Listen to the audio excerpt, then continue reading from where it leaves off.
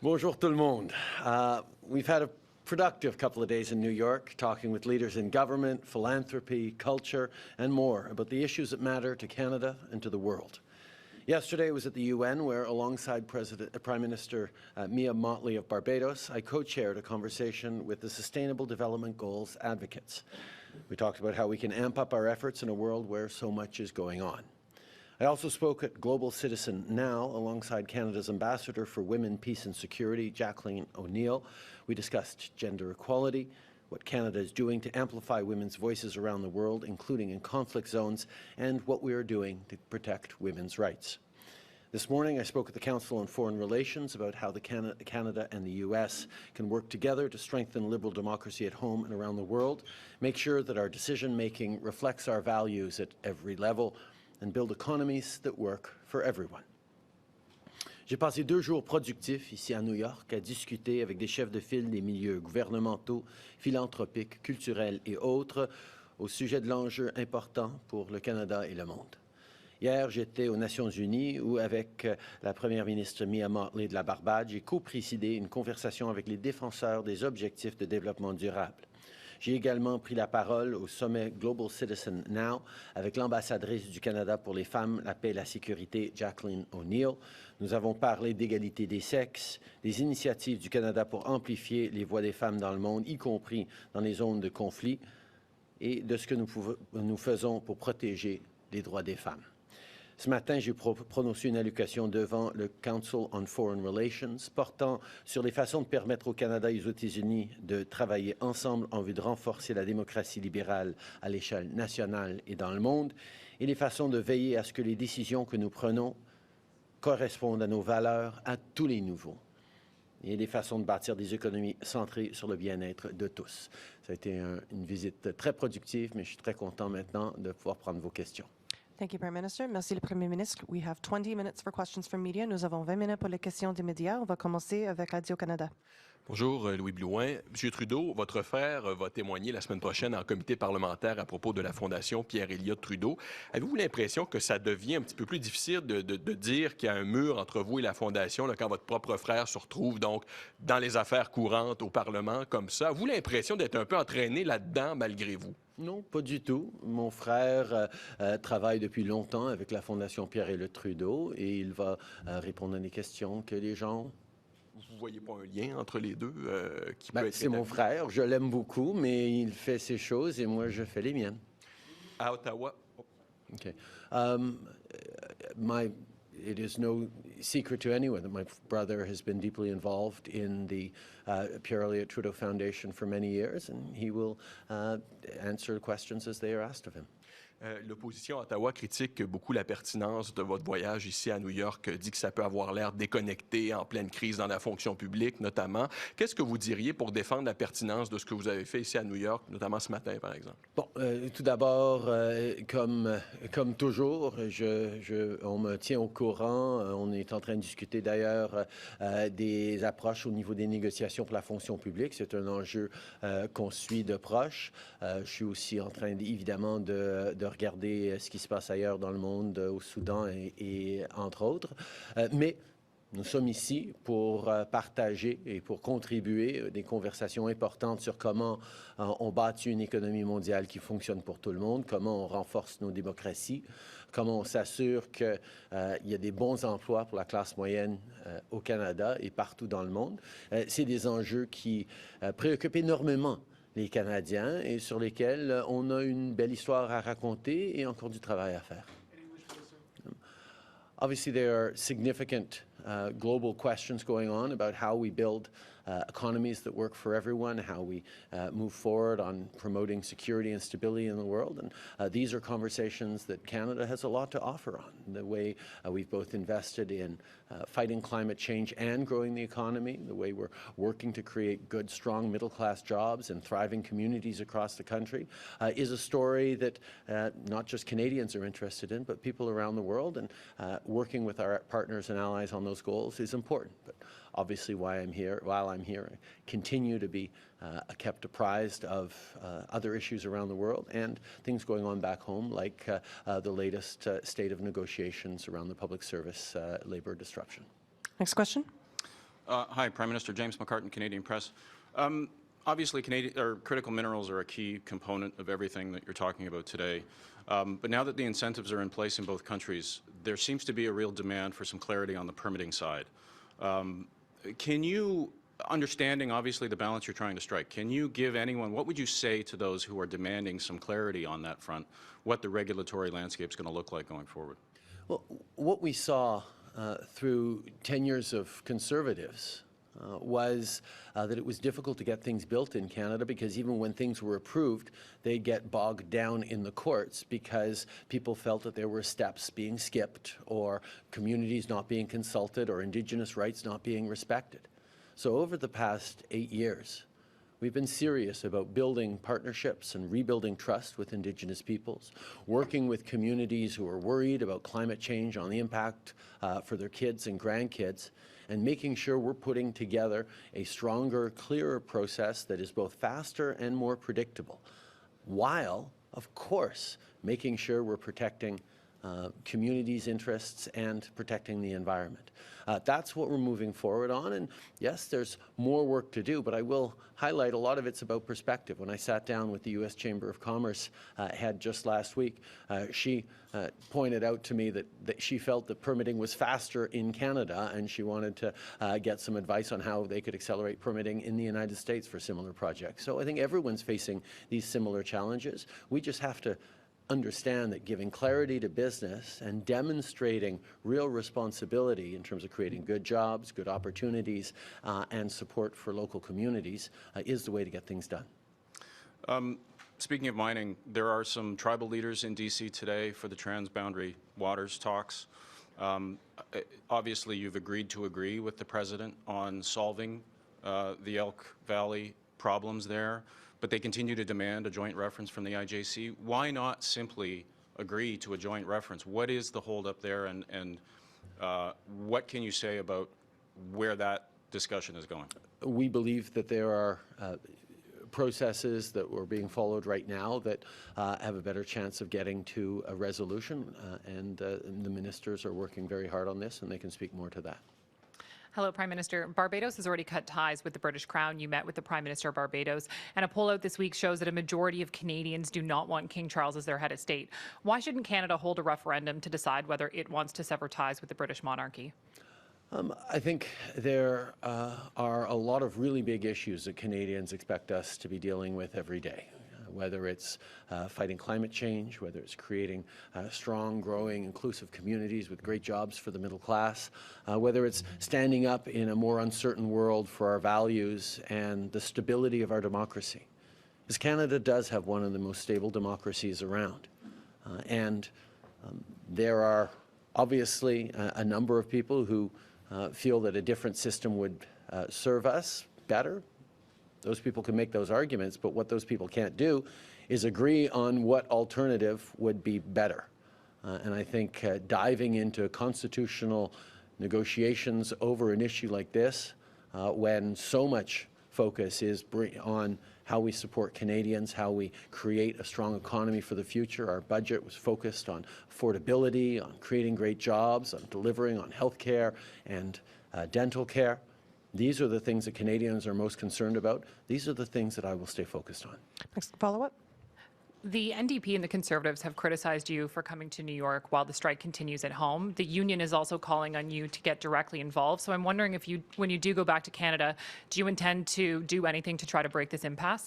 I have been directly and intimately involved in the negotiations, in hearing about what discussions are going on. I have deep faith in collective bargaining as a process, and we know that our negotiators are putting forward serious offers and working constructively with laborers on this. This is an important part of how we make sure that workers are properly supported in this country, and we're going to continue to allow it to unfold, and I will continue to be engaged with it. Depuis les débuts, je suis impliqué dans les stratégies de négociation, dans l'engagement qu'on a autour de la table de négociation. Évidemment, les négociateurs sont en train de travailler fort pour le gouvernement. pour l'employeur et les syndicats sont aussi en train de travailler fort. J'ai confiance dans le processus de négociation. Nous allons continuer de veiller là-dessus. Next question. Hi, Prime Minister. David Thurton from CBC News. You met with Bajan Prime Minister Mia Mottley yesterday. How is Canada going to respond to her calls for Canada to support the Bridgetown agenda, both in using its funds and our influence? Well, Canada's actually stepped up more than many countries with 40% of our SDRs being allocated. So we're fully supportive of Mia Mottley's calls for better structuring of financing to vulnerable countries, particularly related to climate risk. It's a conversation I've been part of at the G7, in Glasgow, in many places where Mia's leadership has been really, really important. And Canada has been with her and with the Global South in making sure that we're able to move forward on fighting climate change and creating better opportunities for citizens all around the world. Canada will continue to be engaged and involved in that. We are strongly supportive and have been for many years. Over the past number of years, I worked closely with Prime Minister Andrew Holness of Jamaica on sustainable financing for development initiative that was very much focused on making sure that countries vulnerable to climate change and facing real challenges would have more access to capital. I think it's an important initiative that Mia is leading on, and Canada is, as always, supportive. And just as a follow-up, Canada can only do so much. Do you think the World Bank and other developmental banks and multilateral institutions, even the private sector, needs to do more? Yes. Absolutely. These are conversations that I will certainly be having in a couple of weeks in Japan at the G7 in Hiroshima, where we will be digging into how we can make sure that international financial institutions like the World Bank and the IMF continue to make sure that capital is being accessed by countries that need to both counter the impacts of extreme weather events, but also create opportunities to reduce their carbon emissions and provide affordable energy for their citizens. These are issues that matter deeply to us. As I mentioned in my speech this morning, we need to be much more engaged as a developed world, as the G7, in making sure that the Global South has all the opportunities to flourish and grow in a lower carbon world. Prochaine question.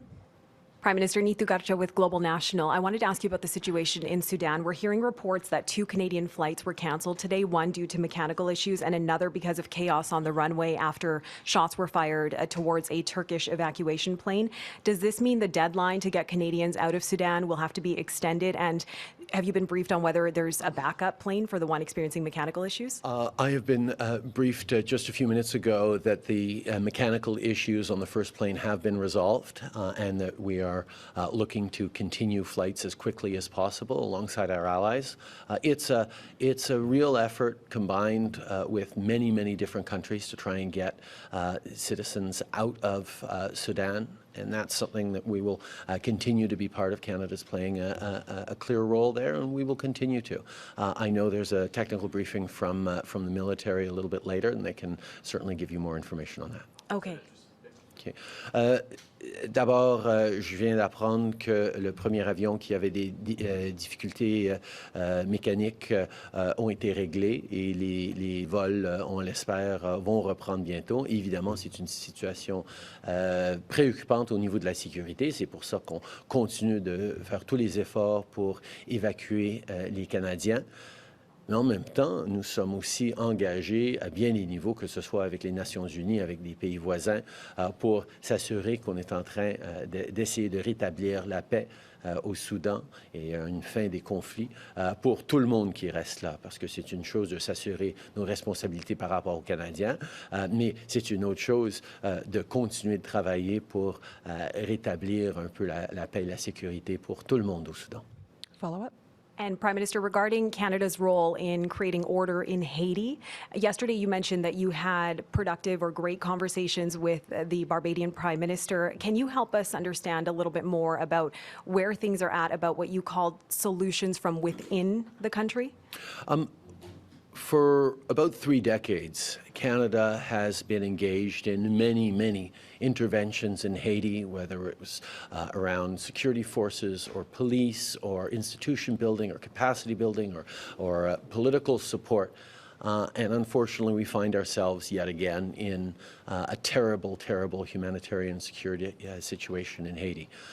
We need to make sure that we are strengthening Haitian institutions from within to be able to respond to it. Primarily and first off, that means supporting the HNP, the Haitian National Police, to be able to have the resources, the pay, the uniforms, the training necessary to start establishing a little bit of order and security in Haiti. It's a big challenge. It's one that Bob has been engaged directly in here at the UN in a number of conversations, including recently at the Security Council.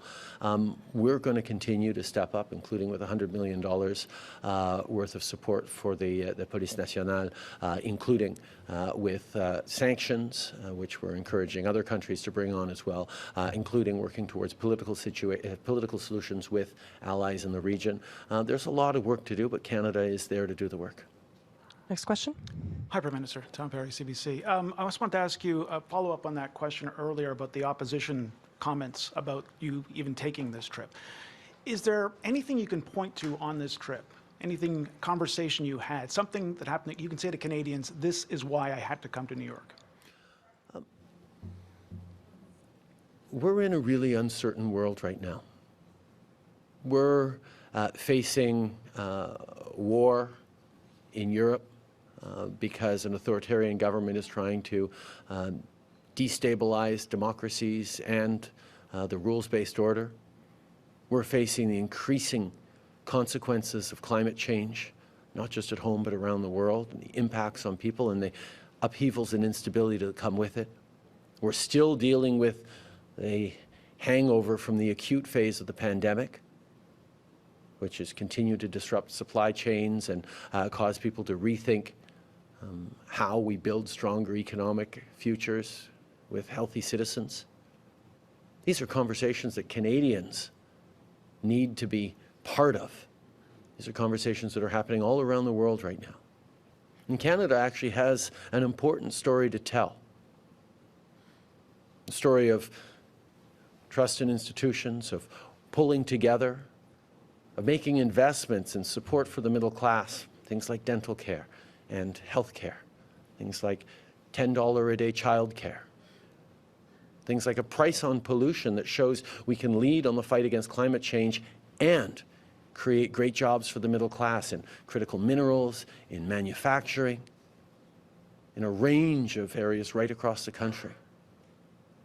Canadians know through the pandemic, through climate change, through so many examples that no country is immune from the impacts of things that happen on the other side of the world.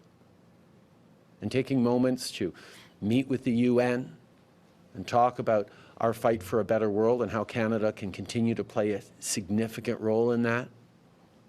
Sitting down to continue to promote issues like women's equality and reproductive rights at a time where they're backsliding not just in the global south, but in places like the United States as well. And to engage with thoughtful partners on how we make sure we're shaping a world in which there are great opportunities for the middle class and people working hard to join them, which was what my speech was about this morning. This is an important role that Canada can and must play on the world stage. I'm glad to be here to do that over the past couple of days. And can I get you to just expand? You mentioned in your speech or in one of the questions about the fight for Canada's contribution to try and get that plant in St. Thomas and how other jurisdictions were offering more money. Can you offer how many jurisdictions? I don't know if you can say who they were, but what more detail can you offer us? How intense was this competition? Obviously, it is a real goal of a number of countries to be part of the increasingly important electric vehicle battery supply chain. And a global automaker, the second largest automaker in the world, like Volkswagen, choosing to place its new gigafactory somewhere in North America is going to be very, very interesting, not just for the direct jobs it creates, but for the communities and the indirect spin-offs that will be there.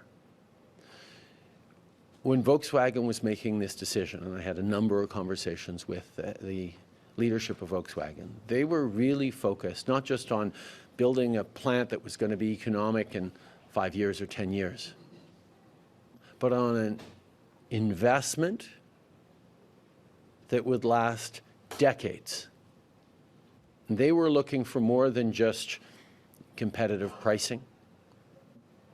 They were looking for things like reliance on clean energy, environmental responsibility, a growing workforce fed by strong immigration policies and great public schools and health care and dental care. All those things that Canadians sometimes take for granted that leads to great livable communities. And that's actually the direction of travel that so many countries around the world, so many companies around the world are trying to contribute to and shape. So when Volkswagen was making a decision, it wasn't just about making sure the bids were competitive, although they of course did that. It was about looking at a place they wanted to invest and grow for decades. And St. Thomas was exactly that place. And one of the great things is there are a lot of communities across our country just like St. Thomas, with forward-thinking, hard-working Canadian families ready to step up to be part of the solutions that the world's going to need with their hard work while they build stronger communities. That's what we've been putting in place over the past 8 years. We get criticized as a government sometimes for talking too much about things like inclusion or diversity, talking about shoring up the middle class instead of creating wealth for the wealthiest. People ask us if we're going to talk about Indigenous rights so much we're not talking about the environment, we're not talking about the economy, or we're talking about environmentalism so much we're not talking about the economy. And what Canadians are beginning to see is when you're talking about Indigenous rights, you're talking about the ability to get things built better and quicker in partnership so that everyone can be part of the success. When you're talking about environmentalism and protecting cleaner air and cleaner water for future generations, you're talking about how you're going to build that competitive global economy in a world that's moving towards net zero. And when you talk about the things that support communities and give the middle class opportunities to grow, to benefit the communities they're part of, all those things are how you build a strong economy for now and into the future. That's the Canadian competitive advantage, on top of the great critical mineral resources we have that we're going to continue to develop. That's why Volkswagen chose Canada. That's why so many international companies are looking at Canada as a place to invest and grow for the long term. Next question. Good morning, Prime Minister. Chris Reyes with CBC. At your meeting with Prime Minister Motley at the United Nations yesterday, alarm was raised once again about the looming 2030 deadline to meet the Sustainable Development Goals. You are now co-chairing the advocacy group for this. How can Canada realistically play an active role in meeting this wildly ambitious list, particularly when there are so many pressing domestic issues? I'd suggest that what you characterize as a wildly ambitious list are the essential ingredients that we have to pull together for the world. Wildly ambitious. Clean air, clean water, access to education, reduction of poverty around the world. These are not just nice-to-haves. All 19 of those Sustainable Development Goals are essential ingredients, not just in people having opportunities to live good lives, but for our economies to grow, to create great jobs, to create a more peaceful planet, to reduce conflict. These are the things that Canada has been working on domestically and internationally for years. And what the pandemic actually showed us, even as, yes, it caused us to fall behind over the past couple of years in some of the progress we were making on these important goals. But it showed us what we are capable of as a world if we lean into it. If we look at what we need to do to solve the big challenges we're facing and make sure people have better opportunities and better lives. This is exactly what Canada is working on. This is exactly where the world needs to continue to step up, and Canada will be right there, not just to encourage others to do it ourselves, and to show pathways to do it effectively as we're doing in Canada. Thank you. That will put an end to this press conference. Merci. Ça va mettre fin à la conférence presse. Merci beaucoup. Sir, have a good safe trip.